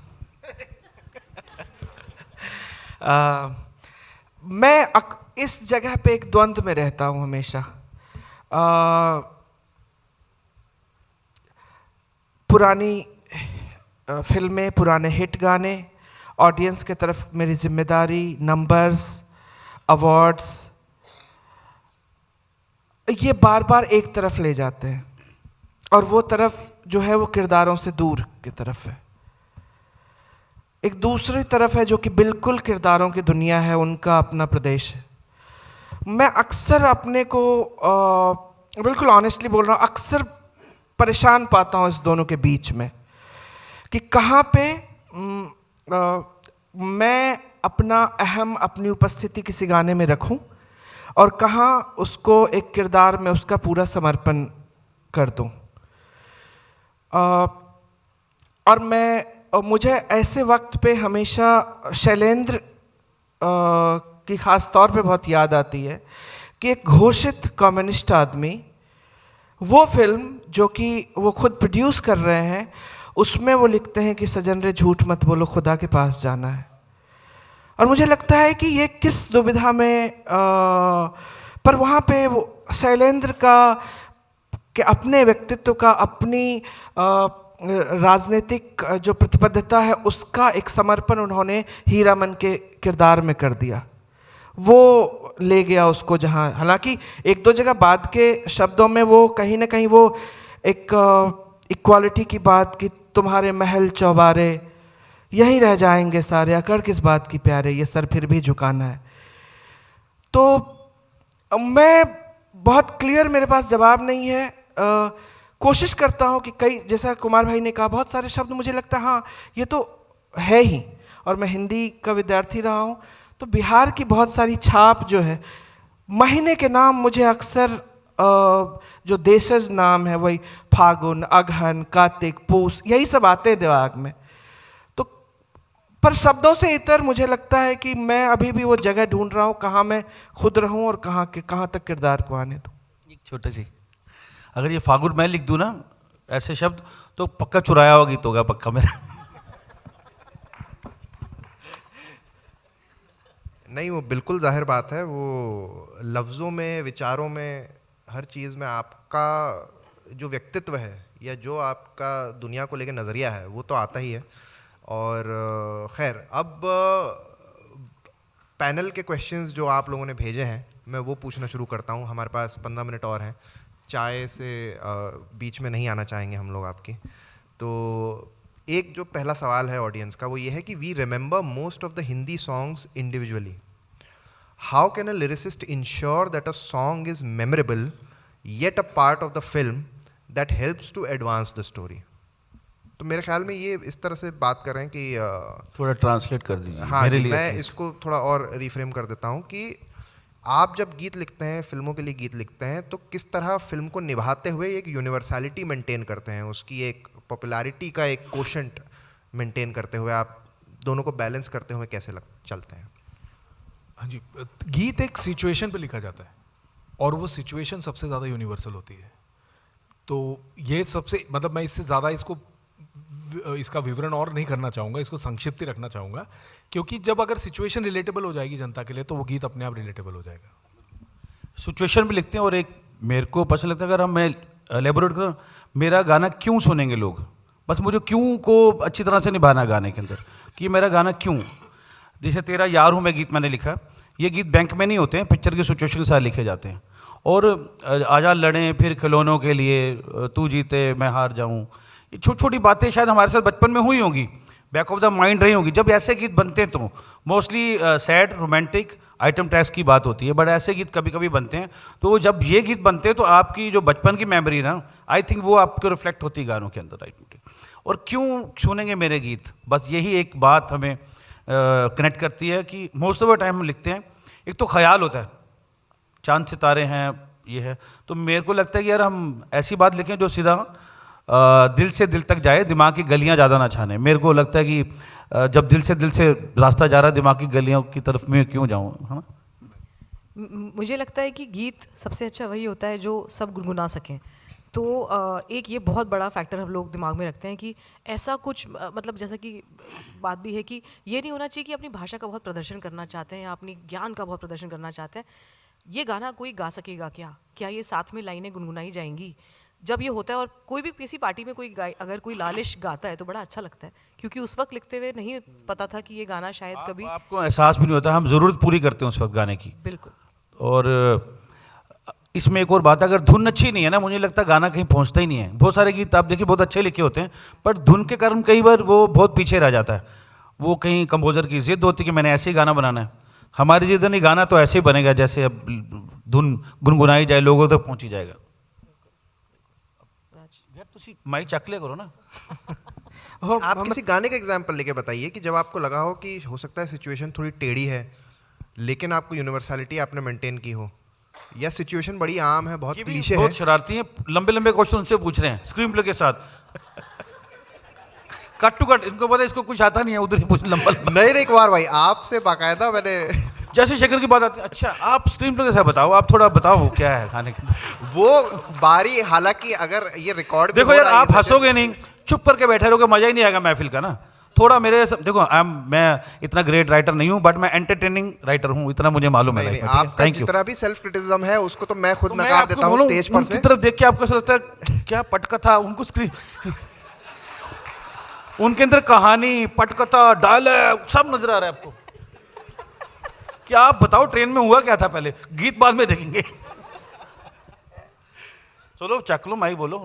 ये रिकॉर्डिंग चेक की जाए, ऐसा नहीं हुआ है बाकायदा इस वीडियो की। मैंने उनको रोक के सवाल आपसे पूछा था, बट एनीवे हाँ। तो मैं इसलिए चाहता हूँ कि वो बोले, मतलब आखिरी में उनका बोला हुआ रह ना जाए। देखो दिल में कोई बात नहीं रखनी है, वही एग्जैक्ट, जुबान में भले दफाने देना, टेंशन नहीं है। सवाल क्या था आपका? मैं यही चाहता था बस कि सवाल ही भूल जाए। कुमार भाई ने सब भुला दिया। तो सवाल दरअसल ये था कि किस तरह कोई सिचुएशन इस तरह कोई टेढ़ी आई हो या कोई ऐसी बहुत ही क्लीशे सिचुएशन आई हो जिस पे आपने यूनिवर्सलिटी मेंटेन करने की कोशिश की हो, आपको लगा हो कि शायद इसमें गाना स्क्रिप्ट से बहुत जुड़ जाएगा, लेकिन आपने सक्सेसफुली उसे यूनिवर्सल भी बना दिया। अगर आपको कोई याद है इस तरह का गीत अपना। आप तो टेक्निकल क्वेश्चन पर बंदे के चेहरे का रंग ही उड़ गया, मैं कहाँ था क्या? अभी इश्क है जो मिसमैच 3 के लिए है, वो बहुत आम सा मतलब सिचुएशन, उसमें कुछ कोई ख़ास बात नहीं थी कि पिछले सीज़न में हमने जहाँ छोड़ा है आगे बात करते हैं क्या करना है उसमें। और उसमें ये बात हुई कि क्योंकि ऐसे क्यों पिछले दोनों सीज़न में हिट हो चुका था, तो क्या ऐसे क्यों 3 जैसा कुछ करें।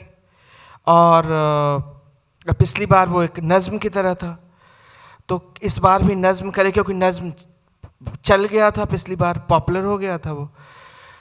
तो इस बार हमने कहा कि नहीं यार कुछ और करते हैं, कुछ अलग करते हैं। तो उन्होंने कहा कि ठीक है कव्वाली की तरफ चलते हैं। और अनुराग सैकिया जो कि म्यूज़िक डायरेक्टर हैं, मैंने कहा कि मुझे लिखने दो पहले इस बार, क्योंकि मुझे पता था कि मुझे कहाँ कितना ऊबड़ खाबड़ करना है इसको मामला कैसे। और उम्मीद नहीं थी कि इतना ज़्यादा ये गाना चलेगा।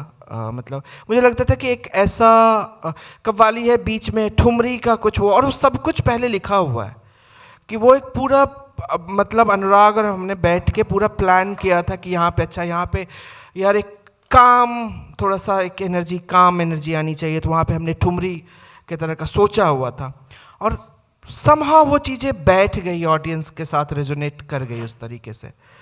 तो इतना प्लानिंग तो नहीं करते हैं आपकी हिट हो, मतलब तब तो हर गाना हिट होता, मगर हाँ आपको लगता है कुछ इजी लिखें, कुछ इसमें ज़्यादा वो ना करें। तो ये एक दूसरा सवाल है ऑडियंस का, और मेरे से मत पूछना। नहीं, मुझे लग रहा है ऑडियंस, मैं बताऊंगा। ऑडियंस भी शरारती हो गई। देखिए ऑडियंस भी टेक्निकल सवाल पूछ रही है, मेरी गलती नहीं है। ऑडियंस कह रही है कि भाई what is the synergy between a screen writer and a lyricist, कि what is the process to write a song when given certain situation visual, और how involve should a lyricist be during the writing stage of the film. कि screen writer और too much English please. हाँ, तो screen writer और lyricist के बीच में क्या बातचीत हो, क्या उनकी सिनर्जी हो, और दूसरा कितना लिरिसिस्ट को इन्वॉल्व होना चाहिए फिल्म की लिखाई में। ये आखिरी सवाल भी है। हमारे पास तकरीबन 7 ये डायरेक्टर पे डिपेंड करता है कितना इन्वॉल्व हमें करता है वो लोग, ठीक है। तो स्क्रीन, हम, मेरे को नहीं लगता मैं बैठा हूँ कभी डायलॉग राइटर के साथ। जिसका जो काम है उसको उसके लिए बुलाया जाता है और काम करवाया जाता है। I am happy with that also. मैं नहीं बैठ सकता हूँ, बाकी उनसे पूछ लो। तो मुझे लगता है कि बहुत ही ज़रूरी है कि स्क्रीन राइटर और लिरिसिस्ट की मुलाकात हो। जैसा मैंने कहा कि हमारे केस में तो वो मुलाकात मतलब एक ही है, तो कोई प्रॉब्लम नहीं है। लेकिन जब केवल लिरिक्स आते हैं कहीं लिखने के लिए, तो हम जानना चाहते हैं ज़्यादा से ज़्यादा, क्योंकि ऐसा नहीं है कि हम बिल्कुल ही उनके डायलॉग्स लेके या सीन लेके वो लिख देंगे उस पर्टिकुलर सॉन्ग को। लेकिन उसके बारे में जितना मालूम होगा उतनी ज़्यादा रिच होगी उसकी राइटिंग, उस गाने की राइटिंग, उसके अंदर और थॉट्स आ सकते हैं। तो हम वो थॉट्स क्रेव करते हैं। अक्सर हमें सिर्फ एक ऐसा ब्रीफ आता है कि यार यहाँ पे ना एक लाइट लव सॉन्ग चाहिए। ये लाइट लव सॉन्ग क्या होता है, मैं पूछना चाहती हूँ। तो ये इस वक्त हमें बहुत कमी महसूस होती है कि काश इस वक्त एक राइटर से या डायरेक्टर से एक प्रॉपर ब्रीफ मिल जाए। एक जगह से बड़ा अच्छा ब्रीफ रिसेंटली लिख के आया था जिसके अंदर प्रॉपर सिचुएशन डिफाइन करके सीन बताया गया था। तो प्रोसेस ये भी होता है कि आपको सिर्फ एक शब्द कहा जाता है और आप लिख दें और उसके ऊपर अपना सोचना शुरू करें। प्रोसेस ये भी होता है कि डायरेक्टर अक्सर कहता है कि तुम एक गाना बना के दो और मैं उसको अपनी फिल्म में फिट करता हूँ। और ये भी होता है कि आपको प्रॉपर ब्रीफ आती है और आप सीन के हिसाब से वो लिखते हैं, किरदारों की लैंग्वेज बोलते हैं। अगर छेड़खानी है आपस में लड़का लड़की की तो आप वो भी लिखते हैं।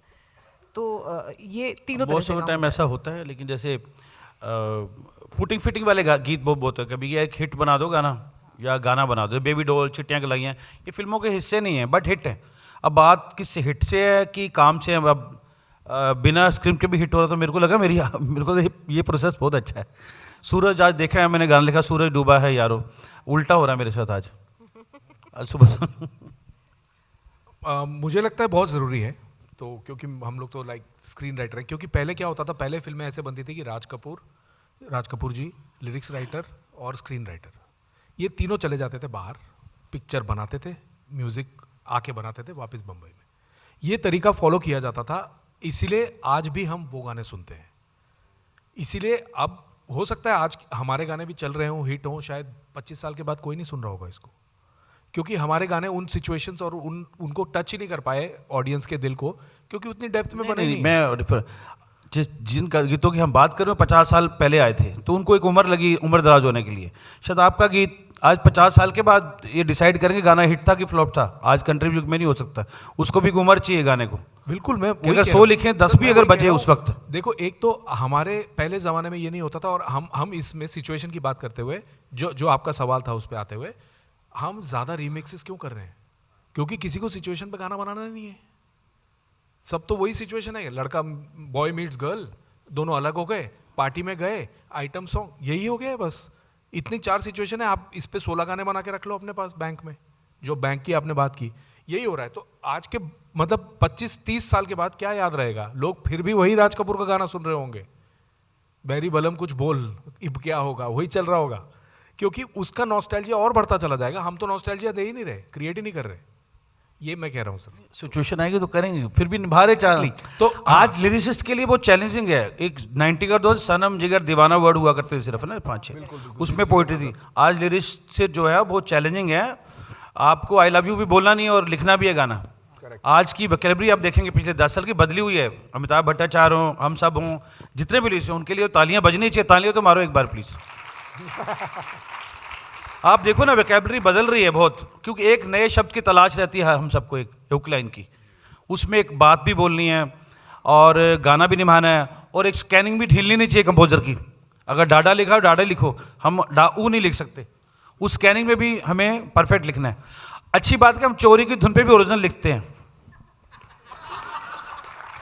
कई बार ये होता है कि फिल्में, मेरे पास ऐसी फिल्में आई हैं जो कि जिसमें पहले गाना नहीं था, और फिल्म बनने के बाद, एडिट के बाद लगा कि यहाँ पे गाना होना चाहिए। और क्योंकि जैसे तुम्बाड एक फिल्म, तुम्बाड में पहले कोई गाना नहीं था। मुझे बाद में विजुअल दिखाया गया कि ये यहाँ पे एक गाना है। उसमें एक सीक्वेंस है जिसमें कि विनायक, जो उसका मेन किरदार है, वो अपने बेटे को एक रेड लाइट एरिया में ले जाता है पहली बार वो, और वहाँ पे उस जगह को लेकर के एक ख़ास तौर पे उनको कोई गाना चाहिए था। पूरा सीक्वेंस है उसमें, मगर वो एक ऐसे आम सा भी कुछ, उसमें एक डांस नंबर भी हो सकता था। कोशिश यही थी पहले ऐसा करने की। पर जब आपके पास ये मौका होता है, आपको लगता है कि आप और राइटर, आप और डायरेक्टर, जो भी कहानी सुना रहा है, आप साथ में मिलकर अगर काम करें, तो मुझे वो मौका मिला कि यार मैं क्या कैरेक्टर के अंदर के किसी क्वेस्ट को बाहर ला सकता हूँ। और विनायक जैसे किरदार के पास सब कुछ था, सोना है, प्रसिद्धि है, सब कुछ है, पर वो क्या ढूंढ रहा है। मेरे पास ये गाना था, वो स्पेस ढूंढने का, वो हिस्ट्री ढूंढ रहा है अपनी, वो अपनी लेगेसी ढूंढ रहा है, अपने बच्चे के आंख में एक वैलिडेशन ढूंढ रहा है कि ये तमाम सारी बुराइयों के बाद भी मेरा बच्चा मुझसे, उसकी नज़रों में मैं हीरो हूँ। और वो मुझे, मतलब फिर जो भी गाने में की 2 लाइन में ऐसे बोलूँगा कि जो भी दिन गया वो तो काला था, आने वाले में भी क्या उजाला था, उजली थी तो मेरी वासना, उसी से धुली मेरी आत्मा, दर दर घूम घाम धूल छान स्वर्ण खान लिया, तम तम यम समान कांपे प्राण हक बकाए हिया, अरे आओ न तुम बाढ़ जोगना है, अरे जाओ न तुम बाढ़ भोगना है।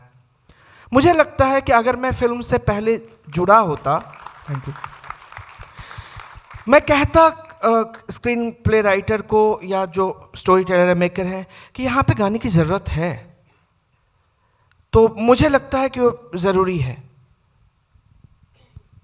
तो सेशन का वक्त जो है ख़त्म हो गया है, और चूंकि हमने बात की स्क्रीन राइटर की और लिरिसिस्ट की और डायरेक्टर की, और राज कपूर साहब का जिक्र किया सिद्धार्थ ने, तो एक वाक़या मुझे याद आता है। इस वाक़ये पर हम ये सेशन ख़त्म करते हैं कि बरसात के बाद शैलेंद्र साहब गाना लिखना नहीं चाहते थे। राज कपूर उन्हें पकड़ के ले गए कि चल भाई, स्क्रीन राइटर जो हैं ख्वाजा अहमद अब्बास, उनसे स्टोरी सुन ले आवारा की। तो जब वो उनके घर पहुँचे तो ख्वाजा अहमद अब्बास, जाहिर सी बात है, शैलेंद्र जी को पहचानते नहीं थे, बहुत ही सादा मतलब ड्रेस वगैरह पहने हुए थे, तब तक वो इतने फेमस भी नहीं थे। तो ज़्यादा गौर नहीं किया उन्होंने बिठा लिया स्क्रिप्ट की रीडिंग में। कहानी सुनाई ख्वाजा अहमद अब्बास ने, शैलेंद्र चुपचाप बैठे रहे। राज कपूर, जाहिर सी बात है, उन्हें बहुत पसंद आई कहानी, बहुत उन्होंने वाहवाही की। और जब कहानी ख़त्म हो गई तो के अब्बास साहब ने शैलेंद्र जी से कहा कि क्यों कविराज, क्या लगता है फिल्म के बारे में। उन्हें वो नाम भूल चुके थे तब तक शैलेंद्र का। तो शैलेंद्र कहते हैं अच्छी कहानी है। तो के अब्बास साहब कहते नहीं, अच्छी तो है, पर तुम्हें लगा क्या ये कहानी सुन के। तो शैलेंद्र साहब ने कहा कि मुझे लगता है कि इस फिल्म का जो किरदार है वो आवारा है, गर्दिश में है, मगर आसमान का तारा है। और के अब्बास साहब फिर कहते हैं कि हैरत में पूछते हैं कि भाई इनका नाम क्या है, राज कपूर से वापस पूछते हैं। राज कपूर कहते हैं कि इनका नाम शैलेंद्र है, और फिर के बाद साहब कहते हैं कि यार तूने मेरी 2.5 घंटे की फिल्म 2 लाइन में समझा दी है। तो इसी बात पर ये सेशन समाप्त करते हैं। आप तमाम लोगों का सुबह बहुत जल्दी, या यूँ कहें हमारे लिहाज से बहुत लेट आने का बहुत शुक्रिया, और thank you so much Kumar साहब, thank you so much Siddharth, Thank you very much. Thank you so much Garima, thank you so much Raj भाई। उम्मीद है इंशाल्लाह अगले सेशन में राज भाई कुछ बोलना चाहते हैं, माइक रखो। आप सबका धन्यवाद, सुबह सुबह उठ के हमें सहने आए हो, हमारे साथ रहने आए हो। Thank you, God bless everybody, जय हो। Thank you, Hussain. Thank you, panelists. I want to call upon screenwriter and EC member SWA Neha Bahuguna to the stage to present some gifts to the panelists. Thank you.